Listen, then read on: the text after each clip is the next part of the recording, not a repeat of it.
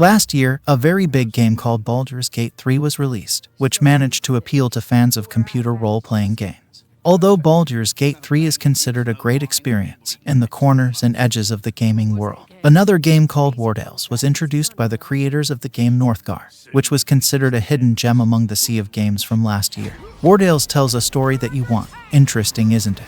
At the beginning of the game, you write a short story based on the choices the game gives you as the backstory of your character and, of course, your friends. For instance, you can enter the game as a group of bandits and highwaymen, or a bunch of disillusioned university graduates seeking a legitimate livelihood.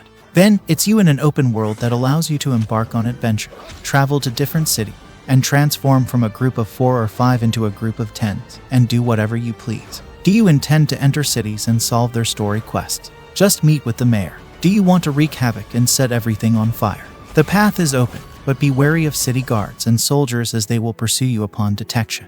Of course, you need water, food, and sustenance. You must watch over your pack animals, and amidst all this, choose the right path for traversing the game environments and take breaks as needed. If soldiers are after you, take refuge in the forest and take the risk of being attacked by hungry wolves. Wartales is a realistic work in the true sense of the word, where every action in the game has its own specific consequences.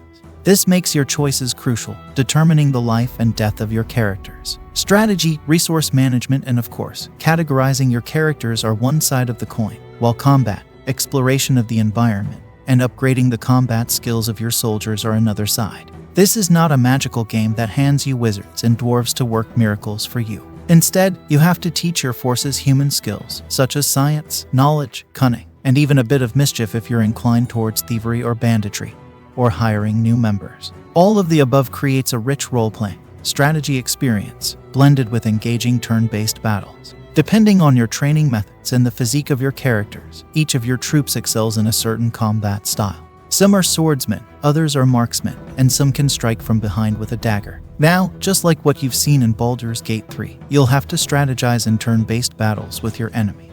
Level up your characters and acquire new abilities for combat by purchasing new weapons and gear. In terms of audio or visual aspects, the game provides a weaker experience compared to gameplay and the core essence of the game, to the extent that, for example, the design of environments and textures lacks the necessary quality. Despite the camera being positioned at a relatively high altitude and the player not being able to zoom in much, the final visual experience is somewhat blurry. Of course, we see various geographical areas that each have an impact on the gaming experience, but these areas are not necessarily beautiful and serve merely as excuses to deal with different weather conditions. The music and sound design, as I mentioned, do not offer anything new and everything is in the most standard state possible, not leaving you disappointed or amazed. And that's it. I hope you enjoyed this video.